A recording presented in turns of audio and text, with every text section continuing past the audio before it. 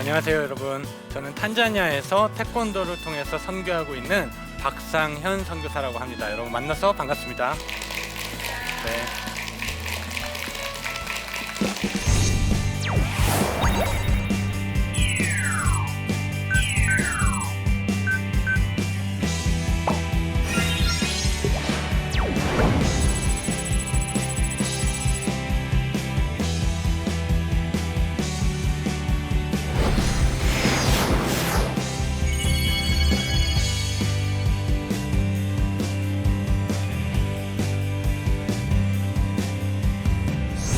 우리가 선교라는 단어를 딱 생각했을 때 여러분은 어떤 그림들이 지나갑니까?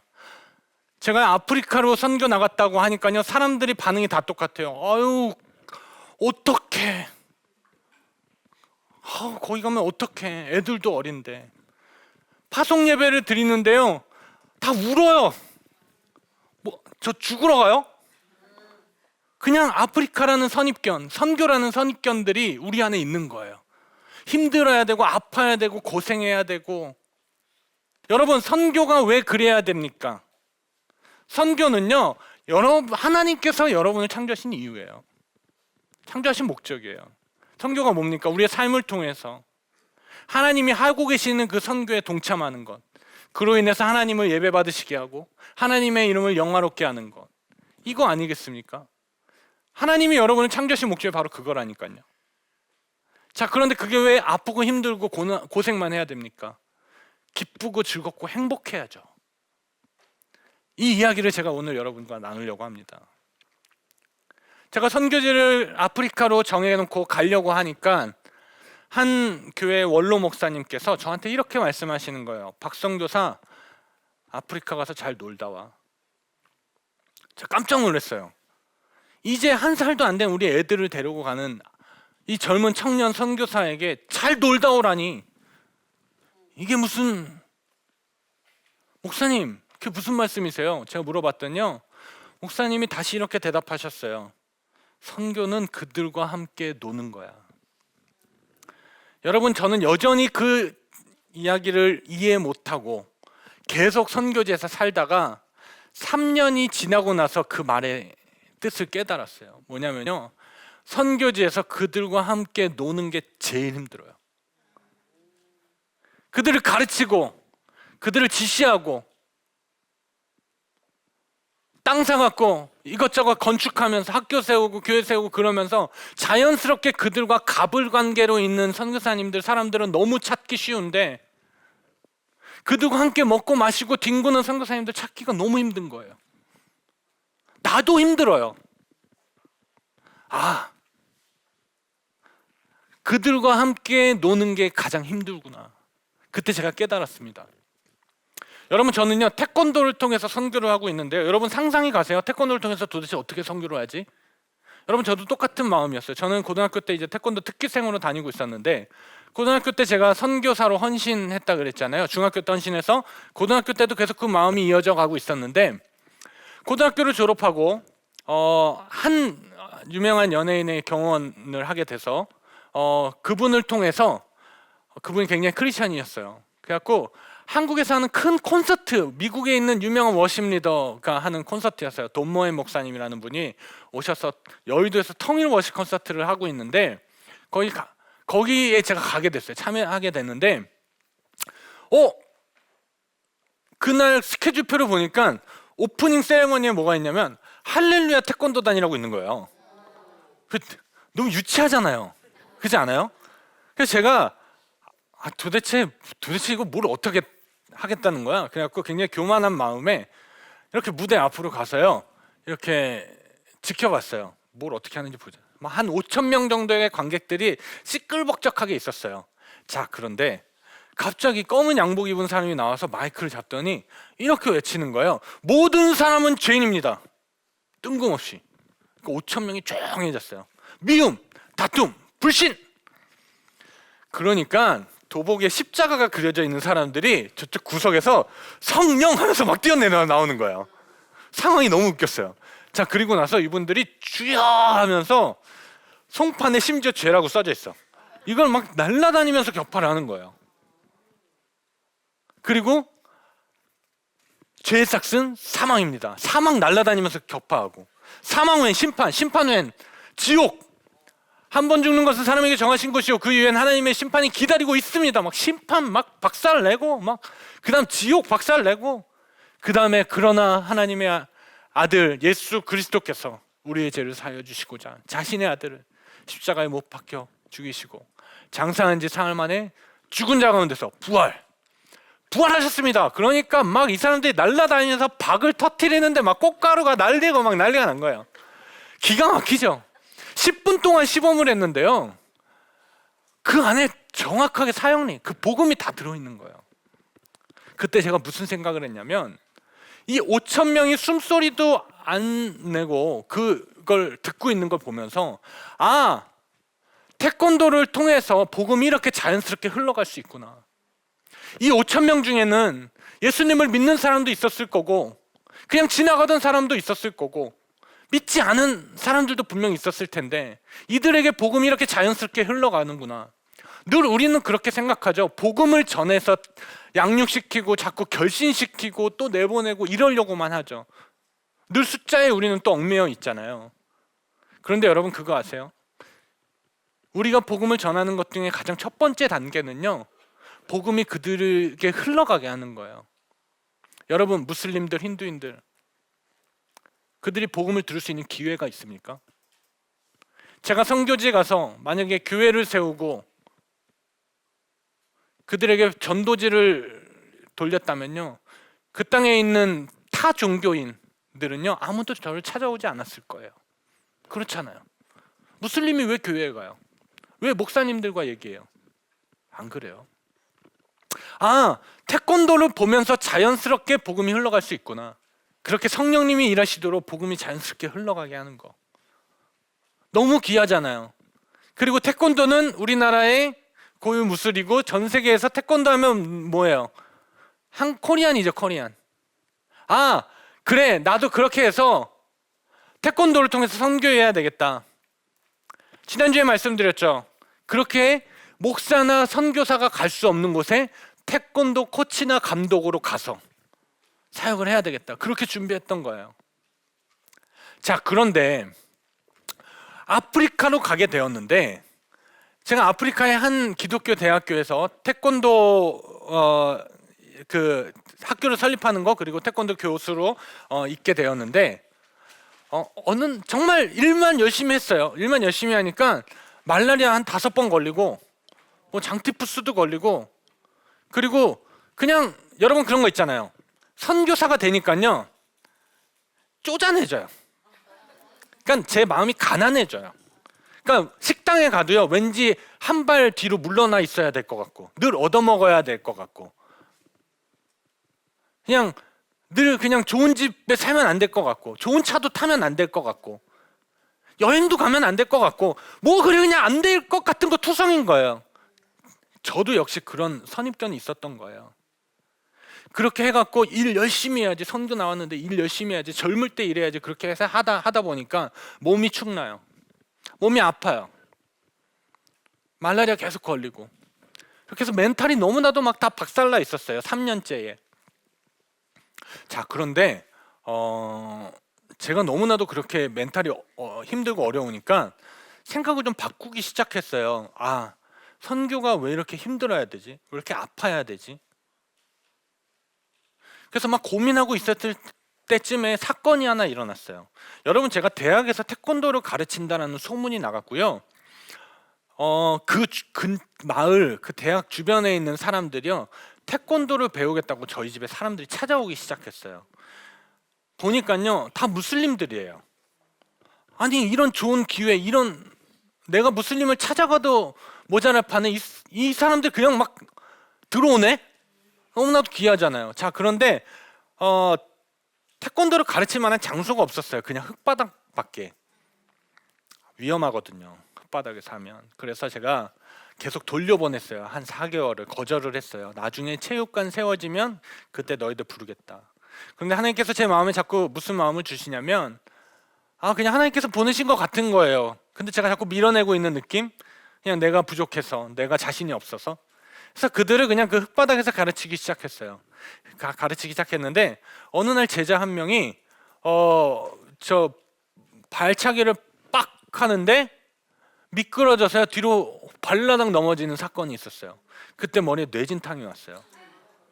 저는요 이 친구 정말 죽은 줄 알았어요. 너무 소리가 크게 나서. 여러분 다행히도 30분 있다가 그 친구가 잘 깨어났는데 그때 제가 큰 결단을 하게 됐어요. 어떤 결단이냐면 여러분 우리 가정에 재정 원칙이 있습니다. 뭐냐면 통장에 잔고를 남기지 않는다예요. 뭐냐면 하나님께서 주시는 대로 필요한 것에 아낌없이 쓰겠다라는 거예요. 자, 그런데 제 믿음이 부족해서 자꾸 그냥 하나님께서 주실 말만 그렇게 했지 그냥 계속 쪼잔하게 살고 있는 거예요. 뭐 어떻게 하면은 최대한 집값을 적게 내고 뭐 기름값을 덜 내고 막 이런 생각들만 머리에 가득한 거예요. 자, 그런데 저희를 파송한 선교단체에서요 뭘 해주냐면요 저희를 후원을 안 해줘요. 그런데 뭘 해주냐면요 마이너스 통장을 해줘요. 왜냐면 돈 빌려줘요. 에이 몰라. 그때부터 제가 그 친구가 넘어져서 뇌진탕이 온 순간부터요 제가 마음을 바꿨어요. 뭐냐면 마당이 있는 집을 찾기 시작했어요. 그리고 그 마당에 잔디가 깔린 집을 찾기 시작했어요. 여러분 그런 집은 하나같이 어때요? 비싸죠. 선교사님들이 그런 집에 살면 우리는 뭐라 해요? 선교사가 후원금 받아갖고 그런 집에 산다고 딱 그거부터 하잖아요. 아 몰라. 내가 왜 그 사람들 신경 써? 나는 내 사역을 위해서 이걸 할 거야. 그래서 일단은 그냥 그 집을 구했어요. 구해갖고 그 마당에서 우리 제자들을 가르치기 시작하니까 이 제자들의 실력이 막 일취월장하는 거예요. 원체 막 탄력도 좋고 운동신경도 좋으니까. 여러분 그런데 우리 제자들이 다 무슬림이거든요. 무슬림인데 제가 그들에게 복음을 전합니까? 교회 가라 그래요? 안 그래요. 왜냐하면 무슬림과 개신교 그 기독교인 선교사와의 그 사이에 있는 벽을 먼저 하나씩 낮추는 게 더 중요하기 때문에 그래요. 한 번도 복음을 전하지 않았어요. 자, 그렇게 해서 태권도를 계속 우리 집에서 이제 가르치기 시작한 거죠. 모르는 사람들은 그냥 봤을 때는 박상현 선교사 돈 많나 봐, 후원금이 넘치나 봐, 저렇게 좋은 집에 살고. 그렇지 않아요. 속상했어요. 그래도 제 모든 포커스는 그냥 우리 제자들을 양성하는 것이었어요. 자, 그런데 어느 날 우리 제자들이요 사모님 우리도 태권도 시범단 만들어요 그러는 거예요. 여러분 제가요 복음을 전하지 않았지만 은근히 제 그 젊었을 때 활약했던 그 할렐루야 태권도단 영상을 계속 보여줬거든요. 네. 야, 이 발차기는 이렇게 차는 거야, 이건 이렇게 하는 거야, 그러면서 계속 보여줬거든요. 했더니 어느 날 우리 제자들이 사모님 우리도 할렐루야 태권도단 만들다 그러는 거예요. 너무 기뻤어요. 그때 제가 버럭 화를 냈어요.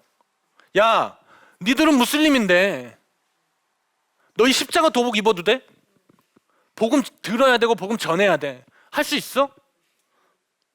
너희들이 믿는 알라는 도대체 뭐야? 제가 이렇게 오히려 반문했어요. 속으로는 주님 감사합니다 하고 있었죠. 이 친구들이 이렇게 대답하더라고요.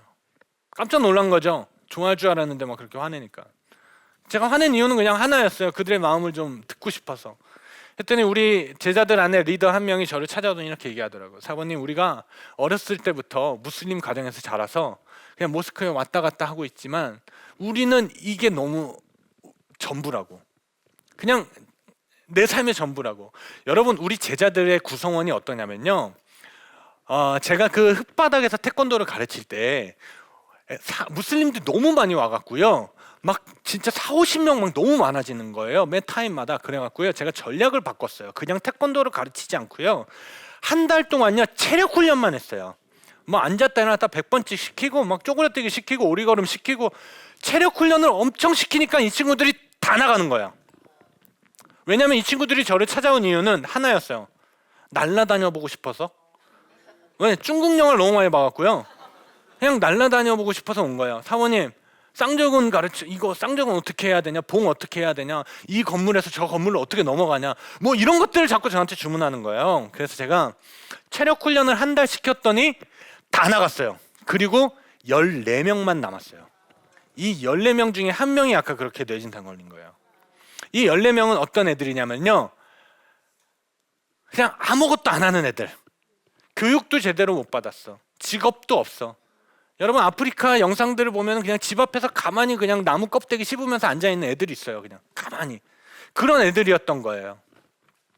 이 친구들이 그 100% 무슬림 친구들이 저를 찾아와서 그렇게 태권도를 배우기 시작하면서 삶에 희망이 생긴 거예요. 재밌는 거예요.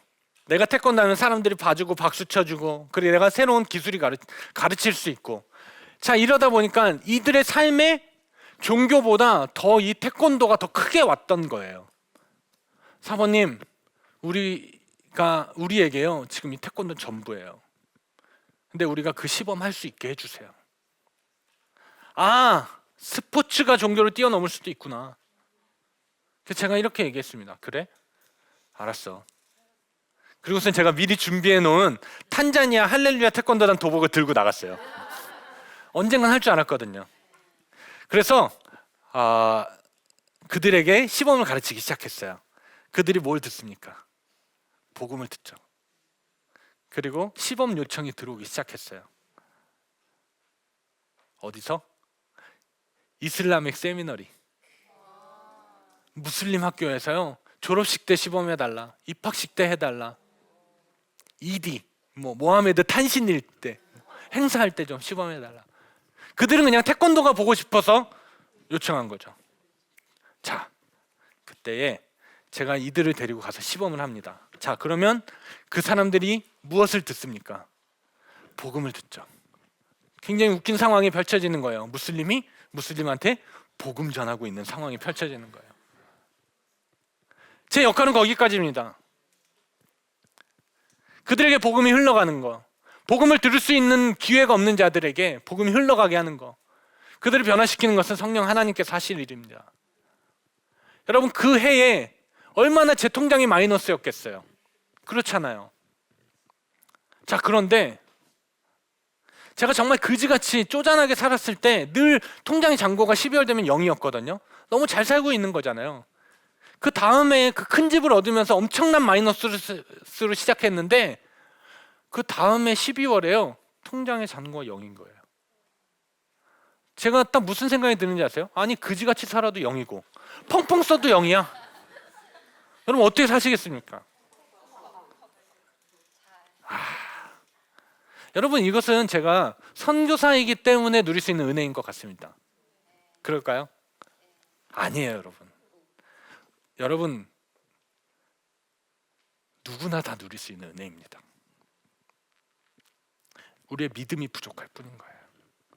그래서 정말 즐겁게 기쁘게 우리 제자들과 먹고 마시고 뒹굴면서 일주일에 3번 운동해요. 화목토는 저 뭐 하는지 아세요? 가족들이랑 놀러 다녀요. 우리 애들이랑 바닷가 가서 조개 캐고요. 계곡 가고 개 잡고 놀고 그래요. 그런데 그 이후로 제가 말라리아 한 번도 안 걸렸어요. 사역은 너무 즐겁고 너무 기쁘고 행복하고 근데 사역은 더 확장되고 있는 거예요. 여러분 그 14명 중에 2명이 국가대표가 됐습니다. 그 중에 3명은요 자발적으로 교회 나가기 시작했어요. 그 중에 2명은요 선교사 훈련까지 다 받았어요.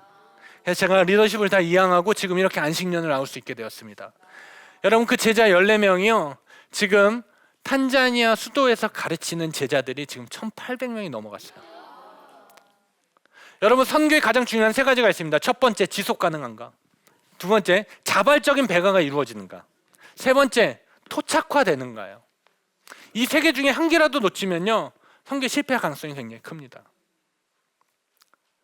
이 친구들이 스스로 자기의 마을과 자기 지역에 가서요 아이들을 가르치기 시작하는 거예요.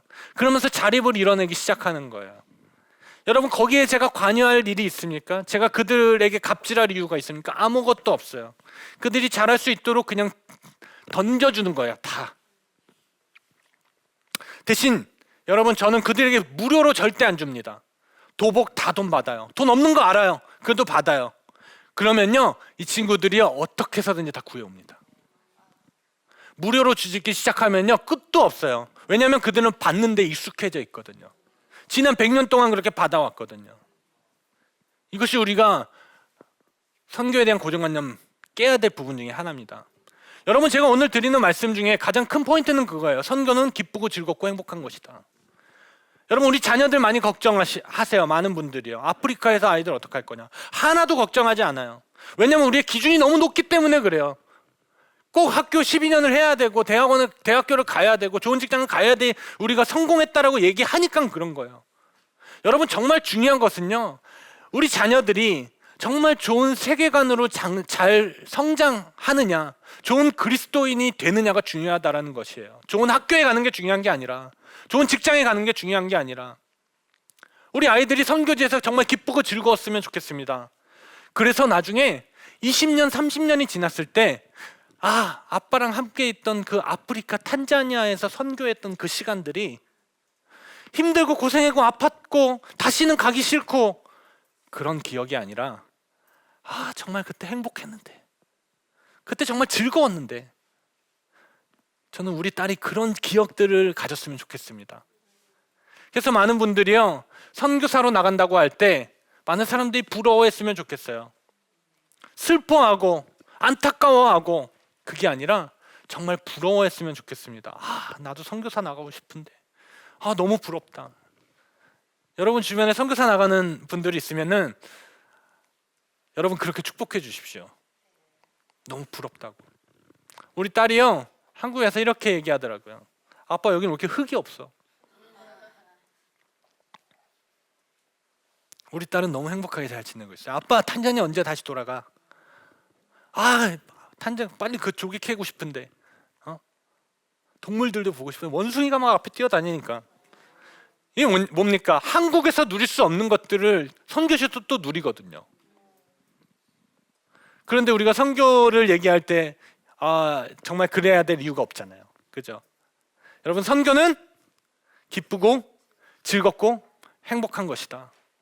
가난해야 되고 아파야 되고 쪼잔해야 되고 나쁜 집에 살아야 되고 그지 같은 차를 타야 되고, 여러분 안에 이런 고정관념이 있었다면 여러분 깨시길 바랍니다. 여러분, 선교사님들이 즐겁게 사역할 수 있도록 여러분 응원해 주세요. 여러분, 제가요 막 선교사님들이 후원 같은 거 요청할 때 굉장히 구걸하는 마음이고 굉장히 마음이 어렵거든요. 저는 한치도 안 그래요. 당당하게 얘기합니다. 왜? 여러분들이 저희를 파송할 때 당신은 하나님의 축복의 통로라면서 그 찬양을 불러주면서 파송의 노래를 불러주면서 저희를 보냈잖아요. 그러면 우리가 어떻게 사역합니까? 사역할 때마다 이렇게 느껴요. 하나님께서 우리에게 주시는 축복이 나를 위해 기도해주고 후원해주는 많은 교회와 후원자들에게 흘러갈 것이라는 확신을 가지고 사역해요. 자, 그러면 제가 여러분에게 구걸하는 마음이어야 될 이유가 있습니까? 없죠. 여러분들이 저한테 고마워해야죠. 왜? 제가 받은 복들이 여러분한테 흘러갈 거니까. 그런 기회들이 우리 안에 얼마나 많아요.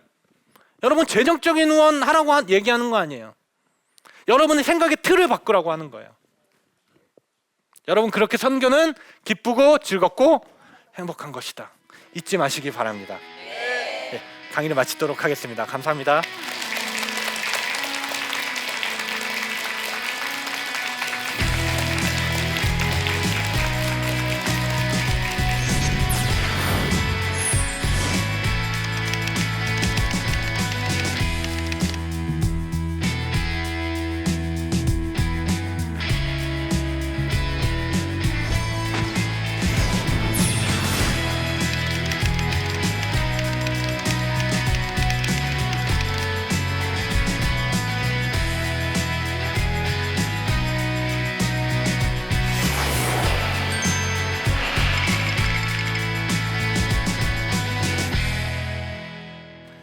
네, 제 강연을 들으시고 혹시 질문이 있으시면은 해주시면은 제가 답변해 드리도록 하겠습니다. 네, 저 질문하겠습니다. 네, 안녕하세요.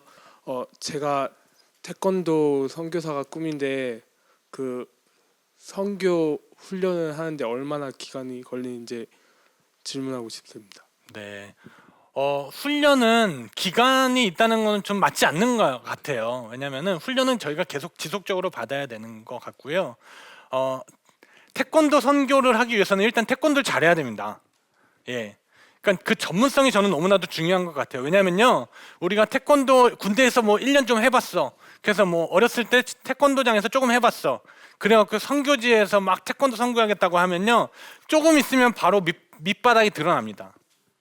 그래서 그 태권도뿐만 아니라 어떤 전문인 선교도요, 그 분야에 있어서 전문성이 있어야 돼요. 그래서 저는 먼저는 태권도에 대한 전문성을 키우시고, 동시에 우리나라에서 하는 굉장히 좋은 선교 훈련들이 굉장히 많이 있습니다. 다양하게 뭐 전문인 선교 훈련도 있고요, 지역사회 개발 훈련도 있고요, 이슬람 훈련도 있고요. 이런 것들을요 계속 받으시는 거예요. 받으시면서 준비를 하신다라면 여러분이 우리 형제님이 선교지에 가서 그 준비했던 것들이 분명히 다 하나님께서 사용하실 것이라고 저는 확신합니다. 예. 그래서 지금 특별한 뭐 태권도 선교 훈련원 이런 것들만 찾지 마시고요, 기본적인 것들을 계속 준비하시는 게 저는 중요하다라고 생각합니다. 네, 감사합니다. 네, 다음 질문 받도록 하겠습니다. 질문하겠습니다. 그 타지로 가족들이랑 같이 갔는데 그 같이 갔을 때 고마웠던 점은 무엇이었으며, 또 그 가족들한테 가족을 위해서 기도를 하셨다면 무엇이었는지 그게 궁금합니다. 저희 아내는요 무남동녀 외동딸이에요. 그 무남동녀 외동딸을 데리고 함께 아프리카로 간다는 게 쉽지는 않죠. 걱정도 많이 했어요. 그리고 저는 우리의 가장 첫 번째 선교지는 가정이라고 생각합니다. 그래서 아내가 반대하거나 식구들이 너무 반대하면요, 저는 안 가려고 그랬어요. 왜냐하면 정말 중요한 것은 삶을 통한 선교니까요. 근데 우리 아내와 우리 장모님, 장인어른 너무 기쁘게 자랑스러워하시면서 보내주시는 거예요. 저는 너무 기뻤어요. 여러분, 어떤 부모가 하나뿐인 딸을, 그것도 이제 막 손주 막 태어났어요, 그 갓난 아기를 데리고 아프리카로 향한다는데 기뻐하시겠어요? 근데 우리 장모님, 장인어른이 너무 자랑스러워하시더라고요. 지금도 가장 자랑스러워하십니다. 저는 너무 감사드리고요. 그런 어떤 믿음의 가정에서 자라난 우리 아내, 그리고 이 상황이 정말 저는 하나님께 너무 감사를 드립니다. 저희 가족의 기도 제목들이 있어요. 우리 아이들이 어렸을 때 갔다 보니까 가서 말라리아도 2번씩 걸리고, 한 번은 뭐 이렇게 습진에 감염이 돼갖고요, 우리 첫째 아이가 발가락이 한 10개가 다 거의 썩어가는 상황이 생겨서 한국에 긴급히 들어와서 치료받기도 하고 그랬었어요. 여러분, 그런데 선교지가 두렵지 않아요. 그냥 오히려 더 가고 싶어요. 예. 왜냐하면 하나님께서 하시는 선교에 내가 동참하고 있다는 생각이 우리를 기쁘게 만드는 것입니다. 여러분, 선교는 삶입니다.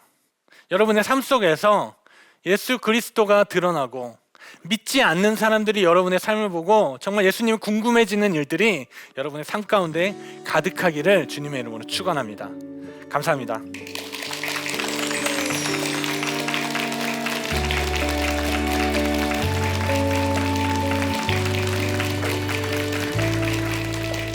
미국 교과서에 독도가 다케시마가 되어 있고, 동해바다가 일본해가 되어 있고, 고구려, 백제, 신라 이런 우리 역사가 중국에 속고로 되어 있는 거예요. 고민했어요. 내가 한번 그 출판사에 편지 보내볼까? 우리한테는 이게 명칭 문제가 아니라 일본이 한국을 식민지 했을 때 우리 할머니 이름을 못 쓰게 했고 우리 한글을 못 쓰게 했기 때문에 이건 명칭 문제가 아니라 일본 제국주의 아픔이에요. 이 부분에 대한 현명하신 판단을 기다릴게요 라고 편지를 무섭게 빡 보냈어요. 드디어 기적이 일어났어요. 이 문제가 잘못되었음을 알게 되었고 바꿔주겠대요.